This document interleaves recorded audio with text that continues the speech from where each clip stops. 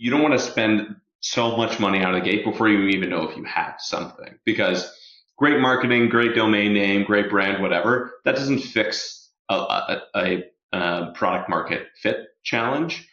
Welcome to Honest Ecommerce, a podcast dedicated to cutting through the BS and finding actionable advice for online store owners.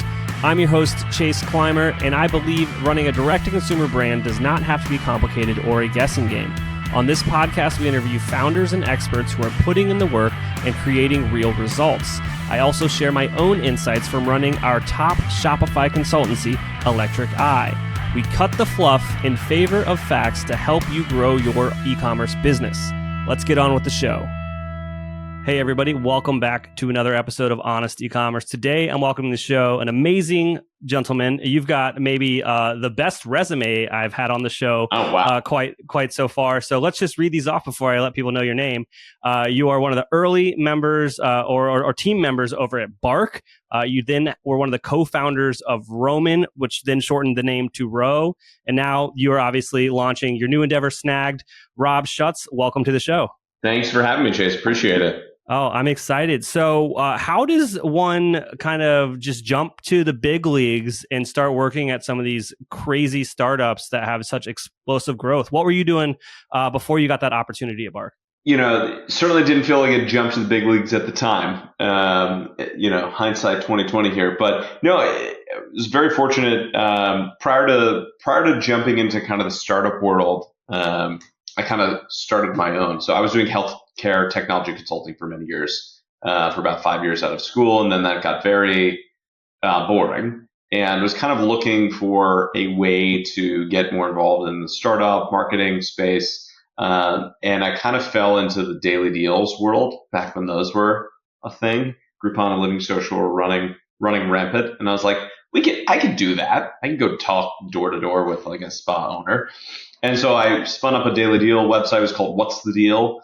We were based out of Washington, D.C. and ran that for a few years. That was kind of my initial foray into marketing and kind of like the digital landscape. I was able to parlay that into an acquisition from a competitor. And then from there, kind of had to figure out what I wanted to be when I grew up. Wasted a bunch of time and money on projects that did not work. And I was like, I should probably go get a job. And wound up meeting the co-founders of Bark when it was still, I think it was a 4 or 5 person company at that time. I met them at a career fair. And as a big dog lover, I was like, I should get involved with this. And so, yeah, kind of hit it off and was the first marketing hire there and got the opportunity to really get a view at the ground floor of kind of just this emerging growth marketing performance space as it really kicked off. And what year was this? That was 2012 is when I joined Bark. So what, as the VP of growth, what were like the acquisition channels back then? What was the landscape like? Yeah. Well, I didn't join as VP of growth. I joined as like a marketing manager or like user acquisition manager, I think is what I negotiated my title. They're like, we don't care. Just figure it out. Yeah. When the team's smaller than a pizza, you can pick your title. That's right. At the time there was paid search. There was Facebook right-hand rail. You remember that? That was where the party was at for a while. Right-hand rail. I do remember that. Bark was also, it's treats and toys for dogs. There was a lot of great creative and video around dogs. Pictures and videos of dogs is one of the big reasons why I took that job. It's like, that's what the internet is looking at anyway. Now we can put a CTA against it. But I remember being in my seat the day that newsfeed ads launched on Facebook and started poking around with that. And that was one of the big unlocks early on, was being very early to that type of channel that had so many people on it, but not a lot of advertisers. And so the costs there were just very, very reasonable, and got the opportunity to push that pretty hard before I mistakenly went on to see if I could explore and find other channels like Facebook, only to come back years later and realizing probably should just spend all of my time and money on that channel versus looking for others. But yeah, it was kind of Wild West. We also had all sorts of wacky marketing channels, things you can do when you have dogs as your subject matter. We had like an affiliate group we called the Bark Pack, which was like 500 dogs on Instagram that had big followings. They had no idea how to monetize it. And I basically just gave them all affiliate codes and said, every time you get a bark box, just post it on, and use hashtag BarkBox Day. And so all of a sudden we were able to kind of like flood the zone with all these dogs showing up in people's feeds on Instagram talking about BarkBox. That's amazing. I definitely think that maybe a hack is if your product lends itself to a cute subject matter, it's a little bit of a growth hack. That's true. Babies and dogs have a built-in inherent advantage there. That's amazing. Now, with kind of BarkBox, how long were you there? I was at Bark for about 5 years. We actually had a policy where if you were there for 5 years, you got a 3-month paid sabbatical. So I remember like coming up on that and I was like real excited to not work. And that was around the time we were actually having our second child, my son. We bought a house and moved to New Jersey. So I was like pretty excited for that sabbatical. That's right around the time I also started talking about starting a company with Z and Saman, who became my 2 co-founders at Row. So I wound up not taking that sabbatical and just jumping right over to Row, which in retrospect was good. But at the time, boy, did I want that break. Absolutely. So let's talk about where you are working for a rocket ship. Let's be real. Like it had some pretty crazy growth. Where did you come up with this idea? Where did you and the co-founders kind of stumble upon the idea of what you wanted to do with Row? Yeah, Saman, I had actually met through Bark. He was doing some early work through a venture studio called Prehype that was connected to Bark.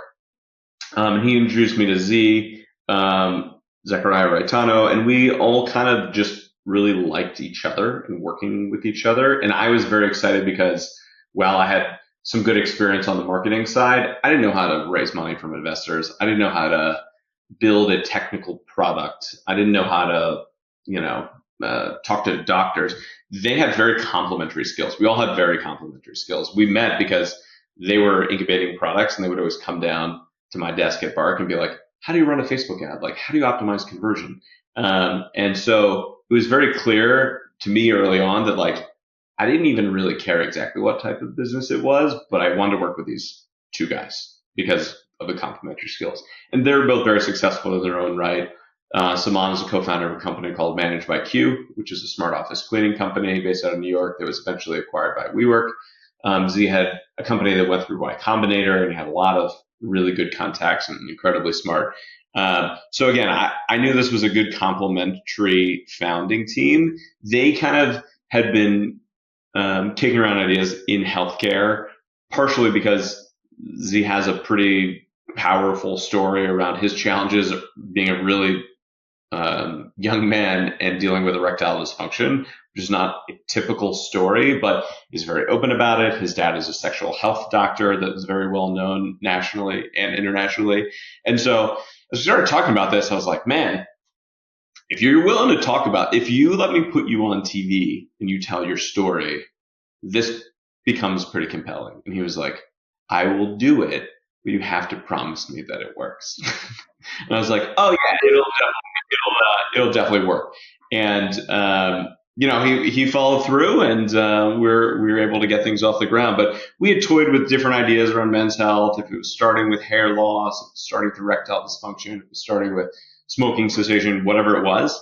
But we settled on ED, because of Z's story, but also because we really like the idea of, taboo busting and like taking this thing that had traditionally kind of been a, snake oily billboard by the side of the road behind the counter at 7-Eleven type of thing and adding like a lot of trust with well-known doctors and, the best, most qualified urologists in the world kind of talking about these treatments. And so that was really exciting. And for me, I felt, particularly, lucky because I'd found these folks who added all these complementary skills and had complementary knowledge in areas that I just didn't in the past. So it was really exciting to kick it off. That's amazing. Now, obviously, you had your co-founder that would star in these ads, but what was kind of that flywheel, or how did you first start to acquire these customers? Was it kind of the same toolbox that you used over at Bark, which was just lean as heavily into, Facebook. Maybe it might have been turning into Meta at this point. Yeah, who knows? Who knows when that transition began? But there were a lot of similarities early on where it had built out this playbook at Bark and got a chance to really put significant money and resources against all of the major channels.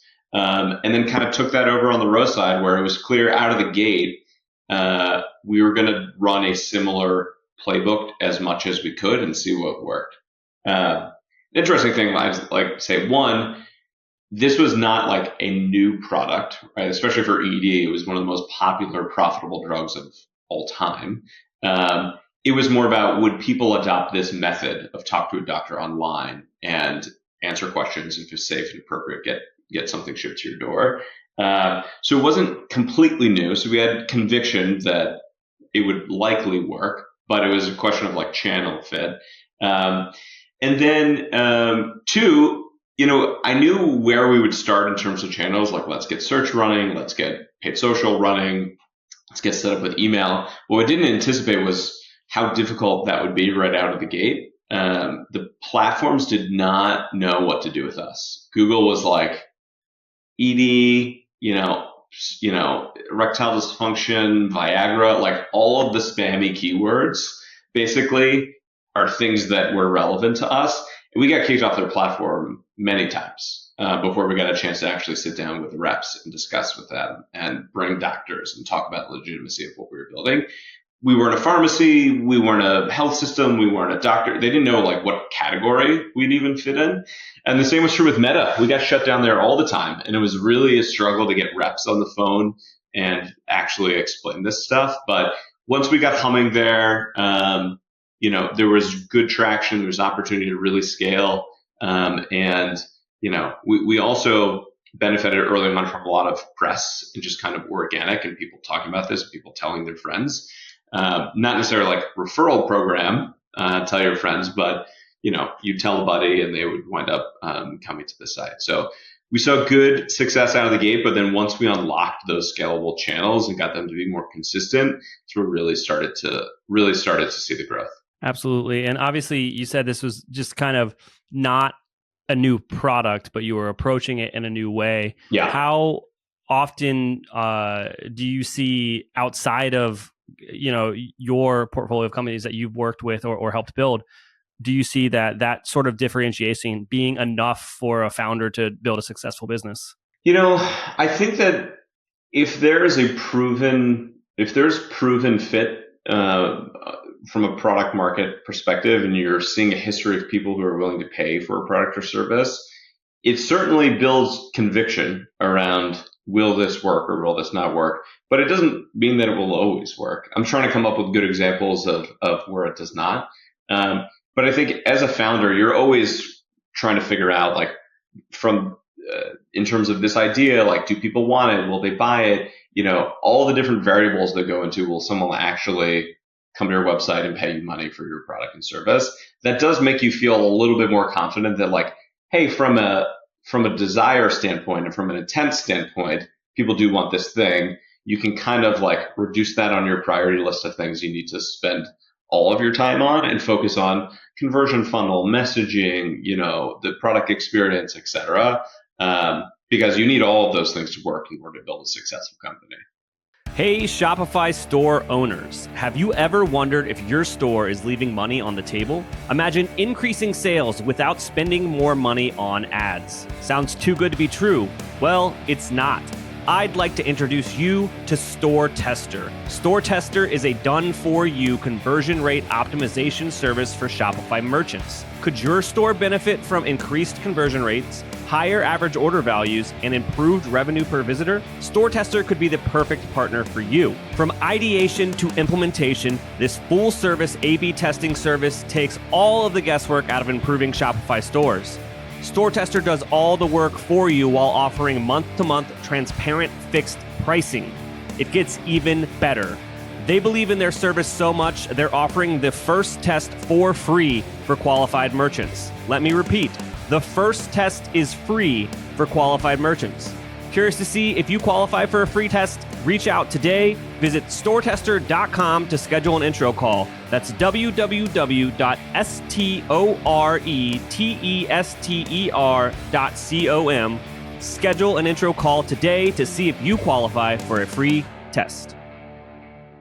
Hey everybody, today's podcast is brought to you by Intelligems, the ultimate profit optimization tool for Shopify merchants.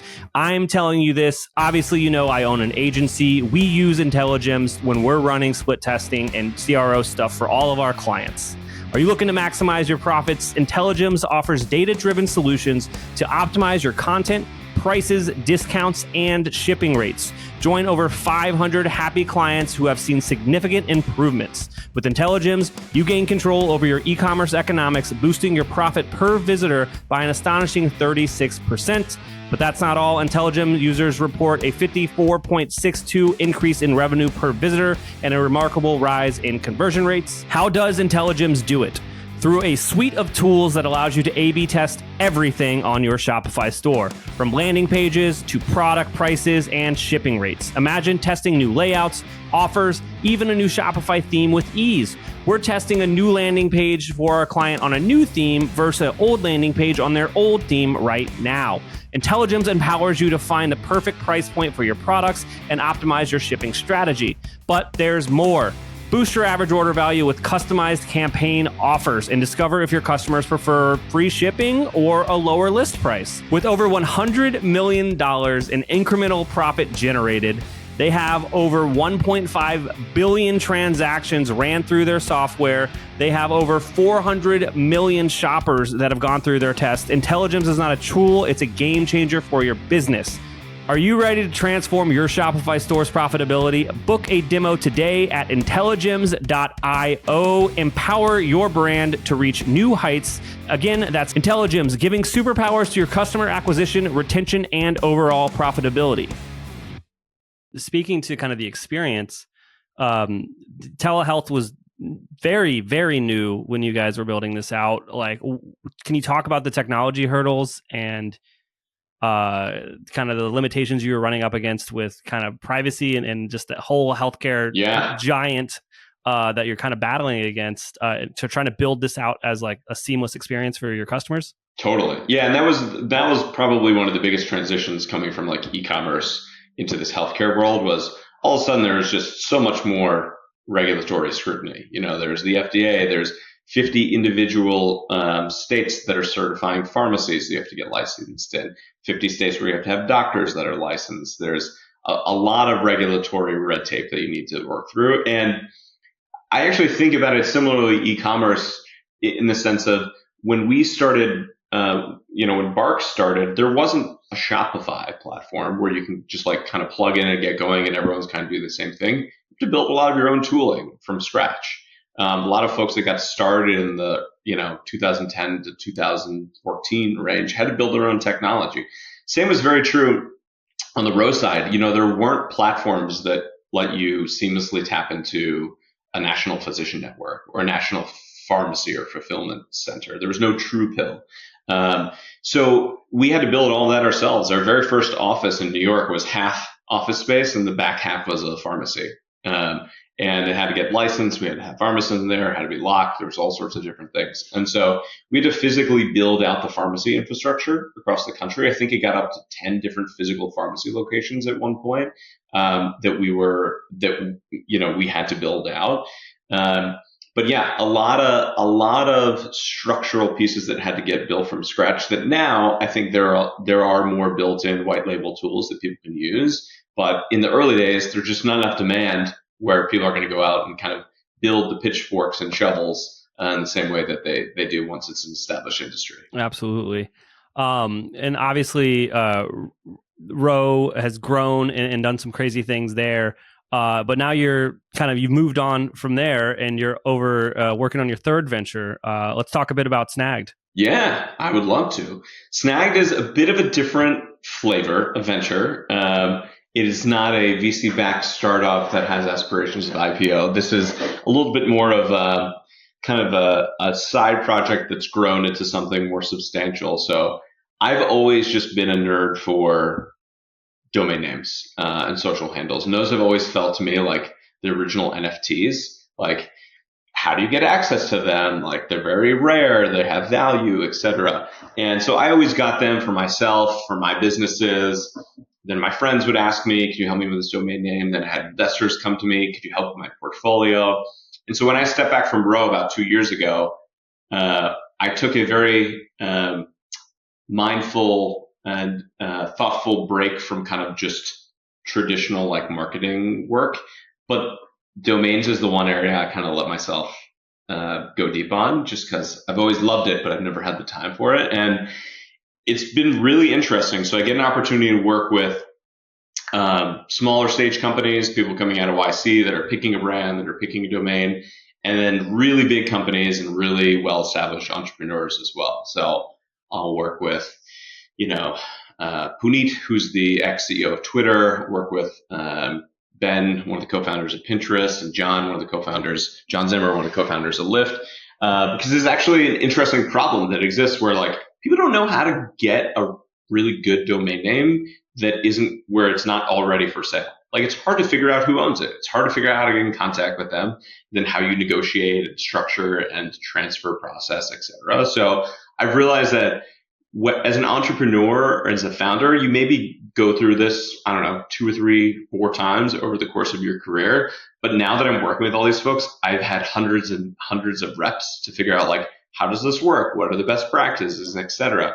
And so it's been really exciting. And again, a very different type of business, but something I get a lot of gratification around when I help close these deals. Some take weeks, some take years. But those ones are the particularly gratifying ones when we like finally get across the finish line and you see that website launch on the new domain. Can you talk about the power of, a premium domain name and the impact that it can have on a business? Yeah, totally. I think, the reason people will invest in like a oneword.com is it really gives the company more immediate legitimacy, and there's reputation that's assigned to it.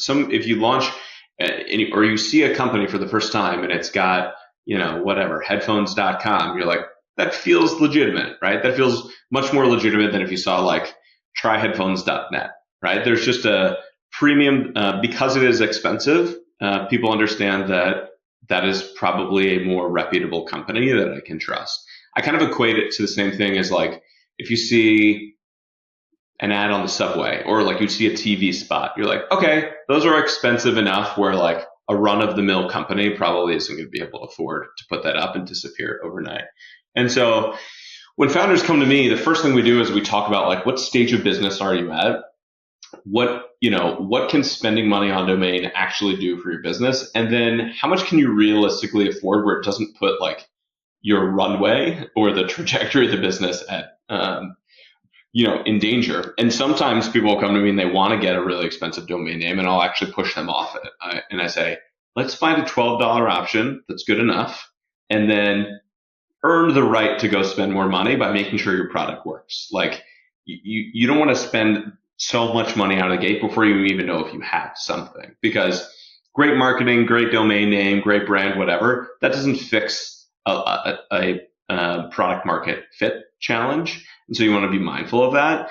But a lot of folks who come to me have kind of already started to get over the hump in terms of fit. And they want to figure out like, hey, how can we start to supercharge this? We're going to start doing more top of the funnel. We're going to do billboards. We're going to do out of home. We're going to do TV. It's nice. It builds trust to have that premium domain name. And so that's where I've been able to help in a bunch of different ways. Absolutely. Top of mind for me, I saw this the other day on Twitter, X. Good. Yeah, good correction there. Yeah, where it was a funded startup spent $1 million on a domain name. They raised $3 million. Obviously, I don't know anything other than that, but I'd love to get just your candid kind of thoughts on that. Yeah, so you're probably talking about friend.com, which there's a whole hubbub on social about that a few weeks ago. And I did a thread.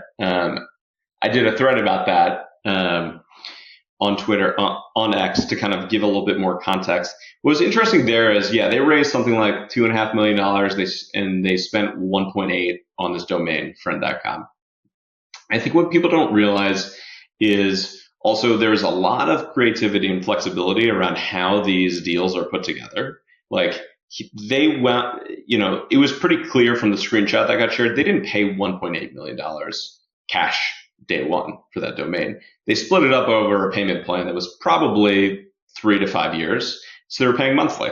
They're paying anywhere from 30 to 50K a month for that. But what that structure allows you to do is understand, like, is this working or is this not? If it's not, you can walk away from those deals. You surrender the cash that you've paid and the domain goes back to the seller, but you're not necessarily on the hook in many cases for that full purchase amount. So it was a really interesting way. And like, that's not for everybody, that strategy, but I like what Avi did. And I think that it's an interesting way to test out, like, does that buy you the reputation and legitimacy that you want? Does that help actually accelerate it faster than building it on your own by launching with a premium domain like that? So it's a really interesting strategy. Not a lot of people have done that out of the gate, but when it comes to negotiating these deals, there's all sorts of interesting creative ways that you can structure it where it doesn't necessarily put the entirety of the business at risk. And that's a great way to present what happened in that unique scenario. Now, if I'm listening to this podcast and I'm picking up what you're putting down, and I think that, a premium domain name's in the future and in the best interest of my business, what should I do? How do I get a hold of you? Well, you can always just go to snagged.com and you can fill out the contact form, or you could DM me on Twitter. I'm just at Rob. Or you can email me. I'm just hi@rob.com. Always available to jam. Getting those 3-digit domains and handles everywhere. No big deal. I mean, it's kind of important for the business, Chase. It's gotta protect it. And the last point I'll say is it's not always premium one-word domains that'll work with people on. It's usually just assets that are hard to acquire. And sometimes they're made up words. Sometimes they're longer or multiple words. Sometimes they're .orgs or .net. Sometimes it's people who've gone through a bunch of different hoops and have tried a lot of different services. And they're like, could someone just figure out how to get me this goddamn name?